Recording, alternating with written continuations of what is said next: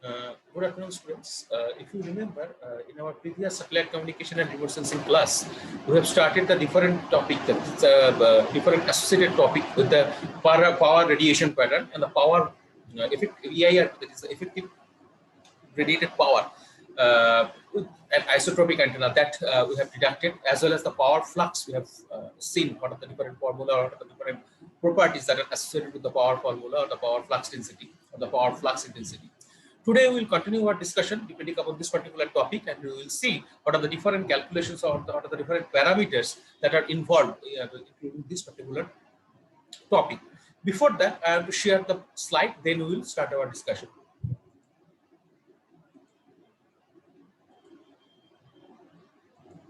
So if you see the effective isotropic radiated power and the power flux density, that were the two topics that we have covered in our previous class. Today's class, we will see the received power. What will be the received power? What will be the intensity that we are getting using the received power? That we will see. So power captured by the receiving antenna and the free space loss. So just in the previous class, we have touched this topic, that is the equation number 5.11.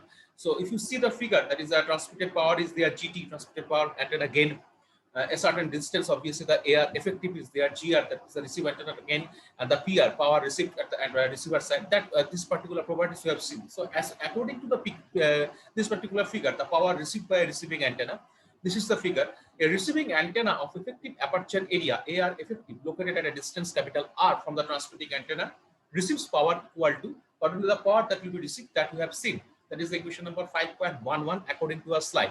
What is the formula? PR, that is where receive power, that is equals to phi into AR effective. We have deducted the formula, or we have deducted the equation that are associated with the phi. What is the parameter of phi? Phi equals to PT GT divided by the 4 pi R square multiplied by the AR effective. That is obviously unit will be watt, because that is that we are calculating in the power respective. So the received power, that is the PR that we have received, that is equals to PT by 4 pi R square multiplied by the AR effective. That is the what? 5.11 equation. So we have seen this particular graphical representation, that is the x-axis is obviously frequency, and the y-axis, that is the LFS that is in the dB scale.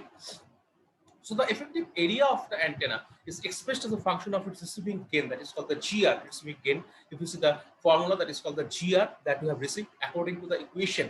So we are finding out the AR effective, that is equals to GR divided by the 4 pi lambda square mean meter square, that is the equation number 5.12. So all the relations are correlated, and if you see the expression that we are getting, that is the PR, that is equals to PT divided by the 4 pi R square multiplied by the lambda square by 4 pi into GR. That is the formula we are getting. And if you see this particular region or see this section, we have introduced three different formula receive power. If you see the three different formats of the formula, first one we have written PR equals to PT GT divided by the 4 pi R square multiplied by the lambda square by 4 pi into GR, that is equals to PT GT lambda by 4 pi R by 4 pi R square GR. And the last one, that is the resultant part of the formula, that is in the watt scale, that we are getting PR equals to PT GT multiplied by the 1 by LFS multiplied by GR. Obviously that is in the watt. So where LFS, that is the point, that is the key point in this case, LFS equals to 4 pi by R, 4 pi R divided by the lambda square is called the free space loss. And this free space loss, that is a very common term that we are using in case of satellite communication. And we have seen the formula of LFS that we are getting, that is LFS equals to 4 pi R divided by the lambda square equals to 4 pi R naught by lambda square multiplied by the R by R naught. Ultimately, the LFS that we are getting, that is equals to LFS into R naught multiplied by the R by R naught square. That is the resultant equation we are forming. Next one example, that is the last topic we have discussed in our previous class, that is the uplink received power, and one statement was provided. In this statement, what are the different values that we are getting? Depending upon the values, we have subtracted or we have detected the different resultant formula, the different resultant properties that we are getting. So if you see the considered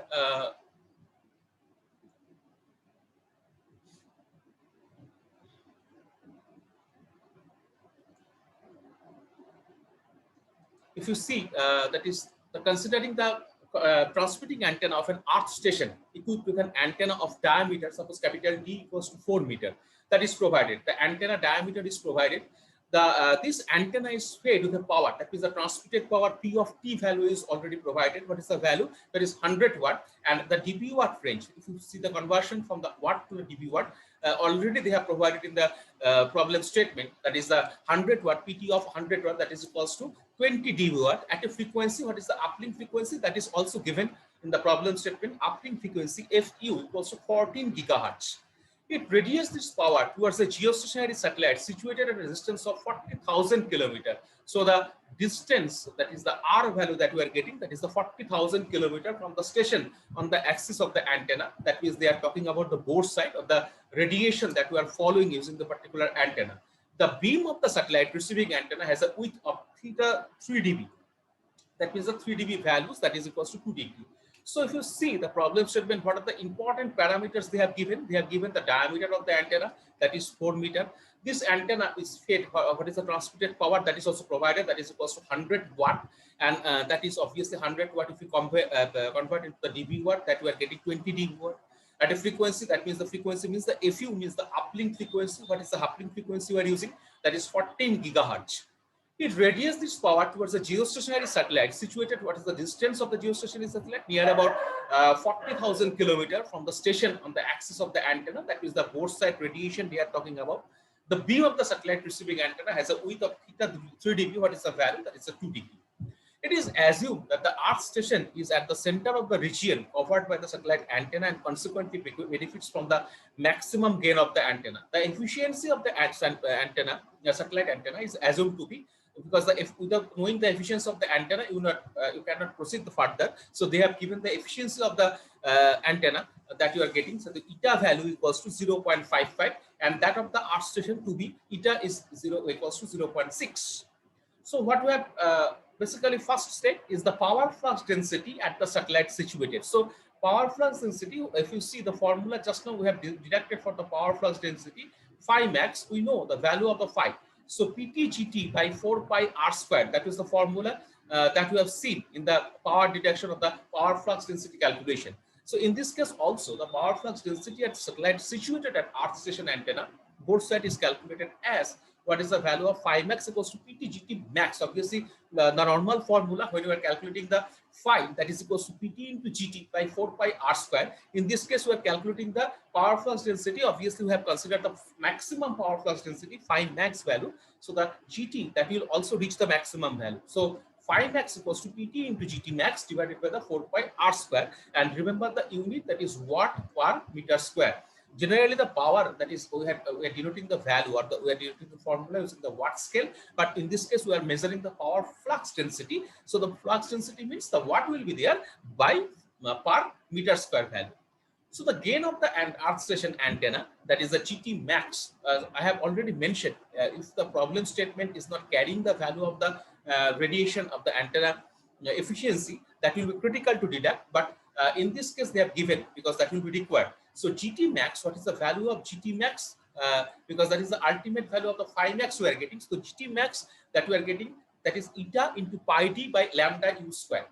In this case, lambda value, if you see the formula of GT max, we are finding out the lambda u, but we do not know the value of the lambda u. So how can you find out the value for the lambda u? Obviously, the FU, that means the uplink frequency value is provided, that is 14 gigahertz. So we know if the frequency value is given, already we can easily calculate the value for the lambda. In this case also, the GT max, if you see the reduction, or if you see the formula they have written, that is eta into pi d by lambda u square. If we just calculate the thing with respect to the FU, that means the FU is the uplink frequency that is provided in the problem statement, you can easily calculate the value for the GT max. And if you just put the values, we are getting the GT max equals to 53.1 dBi.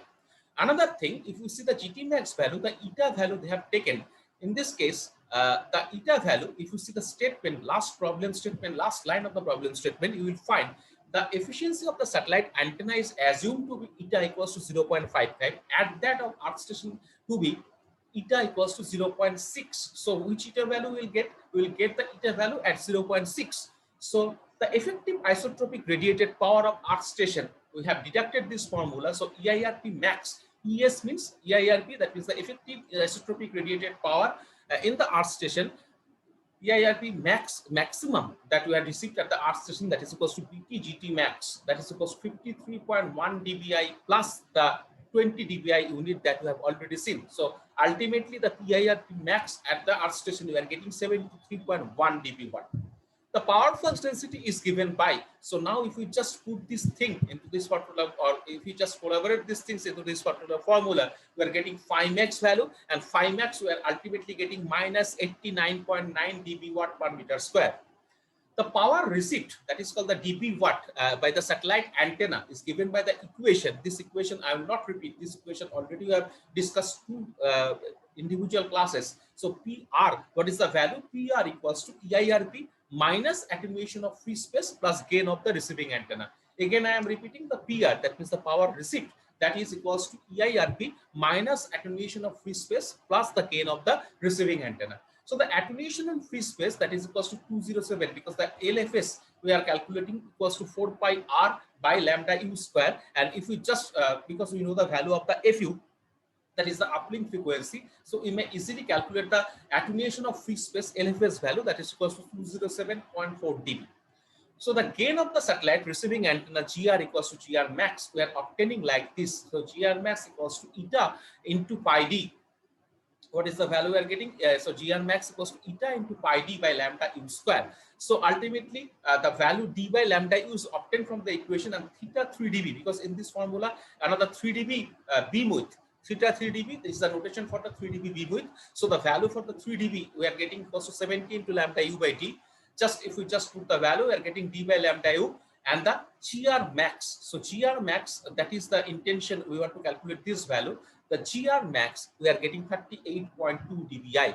Now the last part of this particular problem, we have to find out the PR, that means the received power. So notice that the antenna gain does not depend on the frequency, we know, because this is a very important conclusion for the MCQ purpose. You have to remember this formula, this part, that is the antenna gain does not depend on the frequency or when the beam width, and hence the area covered by the satellite antenna is imposed in total. So total PR value we are getting this minus 96.1 dB watt, that is 0.25 nanowatt or 250 picowatt, depending upon the individual scales or the individual scaling factor. We have deducted the formula PR value, that is equals to minus 96.1 dB watt, that is what is the resultant value, so 0.25 nanowatt or 250 picowatt.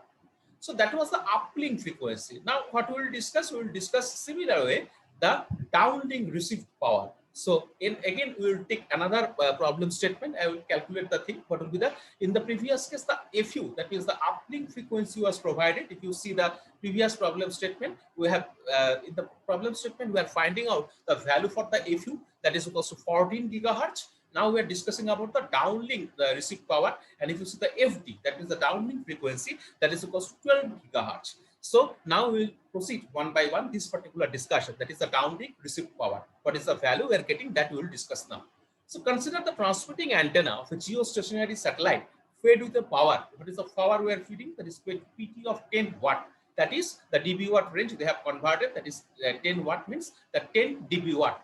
At a frequency, the value of the FD that is provided, that is equals to 12 gigahertz, and radiating this power in a beam of theta dB value. In this case, the theta dB that is equals to 2 degree. In the previous case, if you see the theta dB value that was provided for the uplink, that was also 2 degree. In this case, the theta dB value, that was the beam width value, that is also equal to 2 degree. An earth station equipped with a 4-meter diameter antenna is located on the axis of the antenna at a distance of 40,000 kilometers from the satellite. Remaining part are same. The efficiency of the satellite antenna is assumed to be eta equals to 0.55, and that of the earth station to be eta equals to 0.6. So if you just carefully look out the formula, or if you just carefully read out the statement, you will find in the previous case already we have given the PT, that was 100 watt. Now the PT value they have mentioned, that is equals to 10 watt. So obviously the equivalent dB watt value will be deteriorated. If you see the dB watt value that we are getting, that is 10 dB watt at a frequency FT. What is the frequency we are getting? 12 gigahertz. And the remaining part means the theta dB value, that is 2 degree. The diameter of the antenna in the previous case, if you see the diameter of the antenna, that was also equals to 4 meter. In this case, if you see the discussion, in this case also we are getting the diameter of the antenna is 4 meter. Is located on the axis of the antenna. Obviously, the both side radiation or the both side receiving portion we are talking about at a distance of 40,000 kilometers from the satellite. The efficiency of the satellite antenna is assumed to be eta value that is same that is same that we have discussed or we have mentioned in the previous article, that is the uplink frequency case. So eta equals to 0.55 and that of the earth station is to be eta equals to 0.6. So first, similar way, we have to calculate the power flux density. If you see the problem statement wise, they have very carefully, they have detected each and individual state.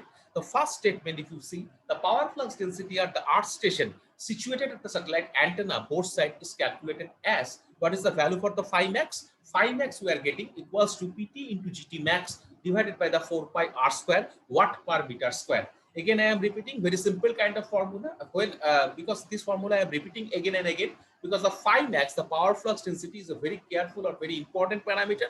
So the power flux density at the earth station, that is a very careful you have to calculate. So situated at the satellite antenna, both side value. If you see the antenna radiation per minute, generally we are taking the both side. That is the maximum radiation pattern we are getting in this particular domain. So phi max equals to PT GT max divided by the 4 pi r square watt per meter square.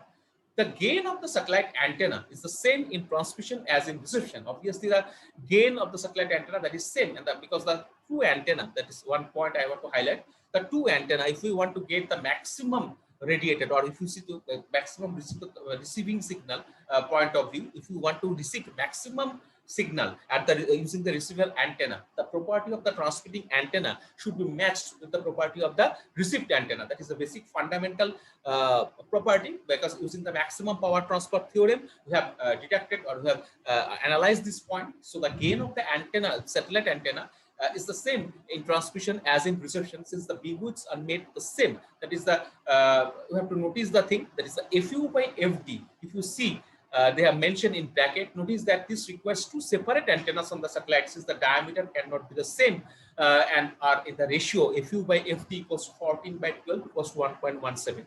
Hence, EIRP max. So that is, we are receiving the EIRP effect value at the maximum value. What we are getting, the formula will depend same.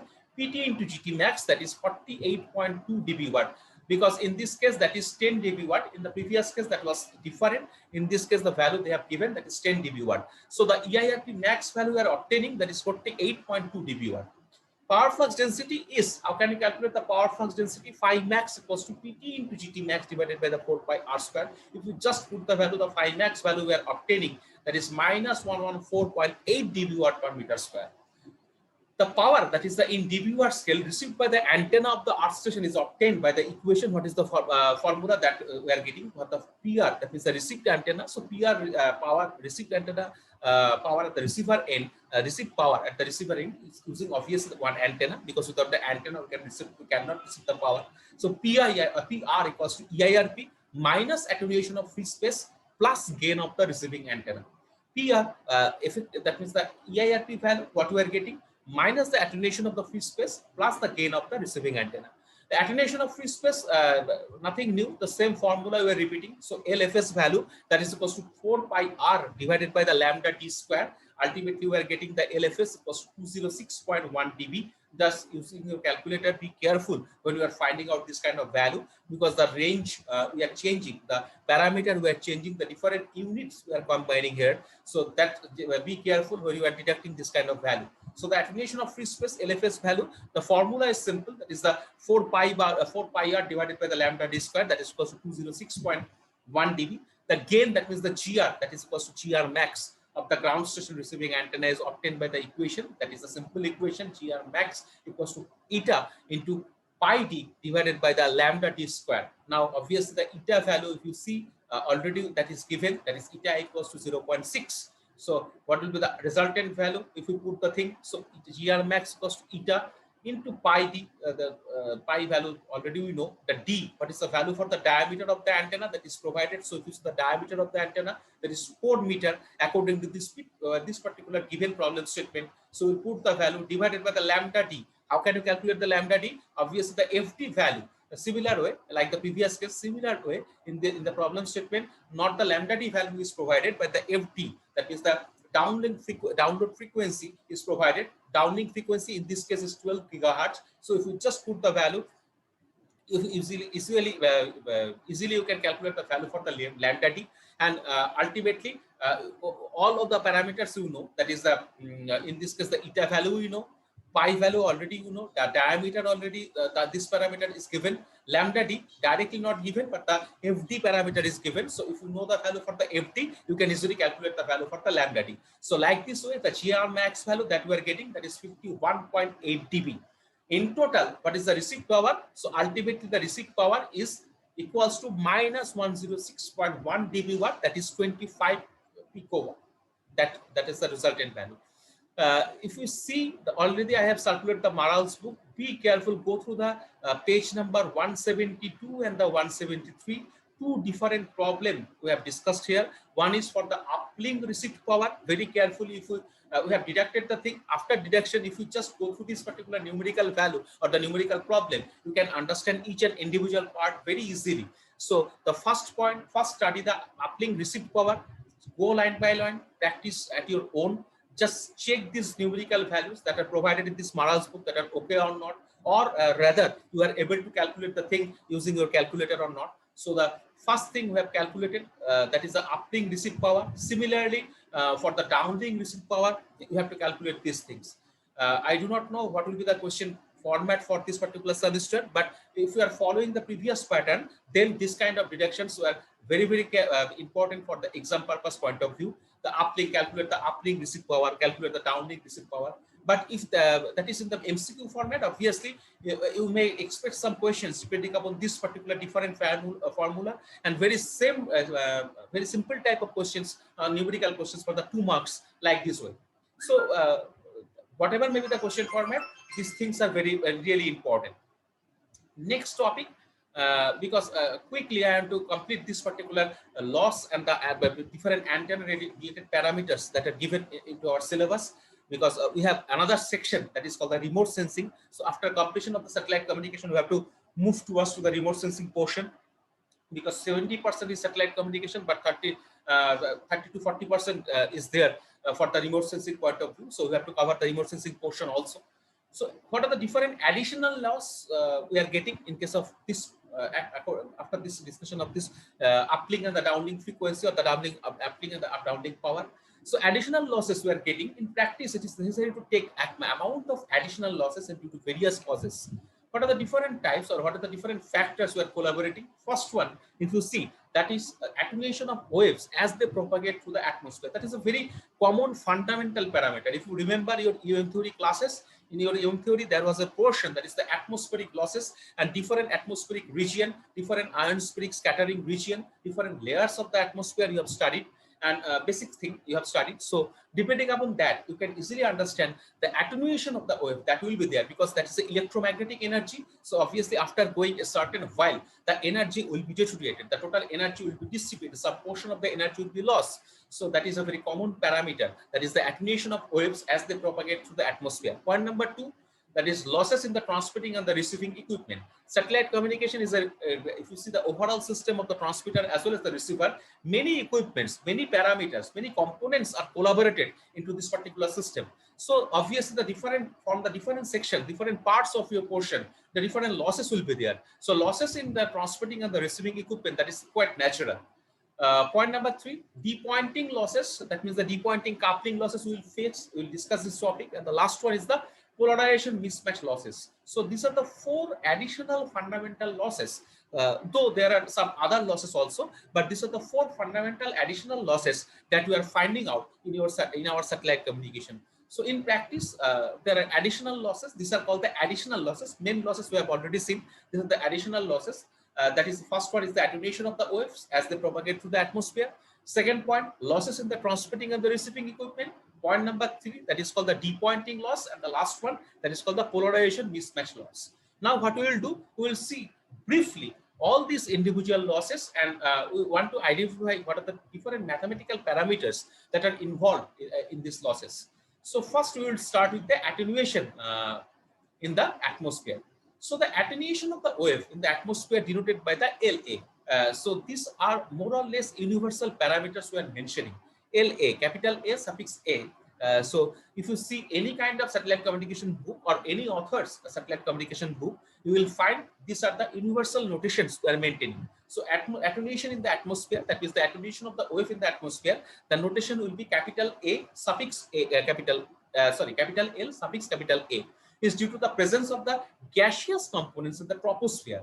Obviously, water, rain, clouds, snow, ice, different parameters, depending upon the location of the Earth, depending upon the position of the Earth, we are facing different types of components of losses, and in the troposphere as well as the ionosphere. A quantitative representation of these effects is given by the section 5.7. So, if we see, we are one by one we will proceed. But if you see the losses in the terminal equipment, so if you see the transmitter part, PTX, that's the transmitter power associated portion, feeder loss is there. Feeder means via some cable, via some media, we have to pass the thing. So that is the feeder loss. Next, we are using the transmitted power. So antenna should be there. Transmitter antenna we are using. Obviously, antenna means there should be a certain amount of gain. So GT is the notation for the gain of the transmitting antenna. Next, this after a huge portion of loss or after a certain distance that will be received by the receiver antenna, and in case of receiver antenna, GR parameter is involved. Similarly, in the transmitter case, that will be transmitting gain, antenna gain. At the receiver end, obviously the received antenna gain. So GR parameter is here involved, GR, PR, and the LFRX, that is the feeder loss again, because at the receiver end we have to we have to pass the signal via some feeder cables. Some feeder cables, some feeder paths will be there. So if you see the LFS, how can you find the path loss? So where L, we can denote like this way. LFS equals to L multiplied by the LA. So this deduction, that is the equation number 5.14 that you will find in this particular slide or in this particular Marel satellite communication book. This equation already we have studied. That is the overall loss, that is the L, path loss, that is called the capital L, equals to LFS multiplied by the LA. LA just now we have mentioned, that is the atmospheric loss, and LFS, that will depend upon the medium. This parameter will be changed to, that is the received carrier can be taken account for by decreasing this LFS parameter. Now we will proceed. We will basically keep on surgery on this particular equation, that is the equation number 5.14. So this figure, the figure that is given, this is a very common figure, and nothing new components we are adding. The simple components, because the block diagram representation we have studied for the transmitter part, receiving portion, as well as the combined effect. That means that if we arrange the transmitter as well as the receiver portion, if we mark this section, what will be the equivalent satellite block diagram that we have also seen. So in this case, the losses in the terminal equipment, if we want to calculate, so the feeder loss, that is called the LFTX, between the transmitter and the antenna. To feed the antenna with the power PT, it is necessary to provide a power, that is the PTX. Obviously, if you want to operate any kind of device, in case of antenna also, there should be some amount of power we should face. So in this case, the feeding power, that is the suppose PTX, at the output of the transmission amplifier, such as what is the value? So PTX, we are getting PT multiplied by the LFTX. So don't be confused with the PT and the PTX. PTX is a different parameter, that is the power PTX at the output of the transmission amplifier that we are getting. PT is the normal power that we are feeding. So there are two different types of power notations we are finding out. One is the capital P suffix capital E, another is the capital P suffix capital TX. So obviously the unit will be same because that is a power related unit. So the unit will be watt. That is the equation number 5.15. Expressed as a function of the rated power of the transmission amplifier, the EIRP, because without knowing the EIRP, we cannot proceed further. So ultimately, we have to calculate the EIRP parameter. So EIRP can be written. How can we write down the EIRP formula? So that was the equation number 5.15. What is the value? That is the PTX value we have just now obtained. That is PT multiplied by the LFTX. So EIRP, that is equals to PT into GT. So if we just put this value, what is the value for the PT? If we just suffix this thing, so if we replace the thing, we are getting PTX multiplied with the GT divided by the LFTX. That is the EIRP. The unit is watt. So the feeder loss LFRX, the notation according to this particular Marel's book, we are using the feeder loss, that is the LFRX between the antenna and the receiver. The signal power, that is called the PRX, at the input of the receiver is equal to, that is the resultant value we are getting, PRX equals to PR by LFRX watt. That is the question number 5.17. Though I have to mention there are different associated parameters are involved, including this in this particular transmission loss or the receipt power loss, but that is beyond our syllabus, so we are not interested about this section. We'll just see the basic parameters that are involved in the attenuation in the atmosphere. That is the one point we have seen. Next, the depointing loss, that is the last topic we want to cover in this particular class. What is the depointing losses? So this figure 5.11, the 5.11 means the following figure. There is a figure that is the geometry of the link. So transmitting antenna, depointing. If you see the depointing, they have marked the thing, the theta t and the theta r. Two different parameters of theta. One is associated with the transmitter portion. Another part you are finding out or associated with the receiver one. So depointing, that is the theta t and the theta r. Obviously, the receive antenna RX portion will be there. So if they have marked this particular figure, shows the geometry of the link for the case of imperfect alignment of the transmitting and receiving antennas. So depointing, from the name it is clear. So depointing loss. So loss means some mismatch is there. They have mentioned the point with this much more technical term that is called the imperfect alignment. So if we follow this imperfect alignment, that means we are getting the mismatch. We are following the mismatch path. The result is a fallout of the antenna gain. Obviously, if that is not matching properly, we are not able, if we are not able to match properly, what will see, that will be fallout of the gain. Antenna gain will be there with respect to the maximum gain on transmission on reception, called the depointing loss. That is a very small but important parameter. If the mismatch is much more higher, obviously the antenna receive gain or the antenna receive EIRP that we are calculating, that will the deterioration will be there. So the received antenna efficiency will be under threat. These depointing losses are a function of the misalignment of the angles of the transmission, that is the theta t, and reception theta r, and that evaluated using the equation. Following equation, two equations they have given. One is called the LT, another one is the LR. So only no deduction will be required. Only the main formula that they have mentioned in the equation number 5.18, that will be sufficient. So LT equals to 12 into theta t by theta 3 dB square, and LR equals to 12 theta r by theta 3 dB square. Obviously, that will be the dB scale. From which portion 12 we will find, you have to go the previous chapters. We will find the elaborate deterioration, the details calculations are provided. And we know the theta 3 dB and theta 3 dB. These are the points that are associated with the beam width parameter of the antenna. So in this case, the 12 theta t, one case, LT case, only the difference is that theta t will be there. LR case, only the theta r parameter will be there. So that is the thing that I want to cover in today's class. Next class, we'll see another topic, that is the losses due to polarization mismatch. Because polarization we may cover, only they have deducted the formula, but I want to mention other parameters that are associated with the polarization. So that will be better if we discuss this thing in our upcoming next class. And obviously the conclusion portion is there. After that, we'll see the noise, the different noise parameters that are involved. And if we cover this section, we can easily complete this module that is associated with the satellite communication. After that, another module is there, that is the different multiplexing techniques that are involved in the satellite communication. After covering this section, we'll proceed further towards to the remote sensing portion.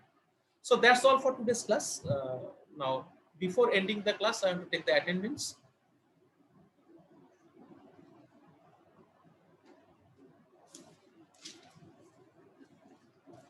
One minute. So today's class, Nitam is present. Vivek, Roshan, Manisha, and okay, thank you very much for your attention. Next week we will meet again and we will continue our discussion. Thank you. Thank you, sir. Thank you, sir. Okay, good.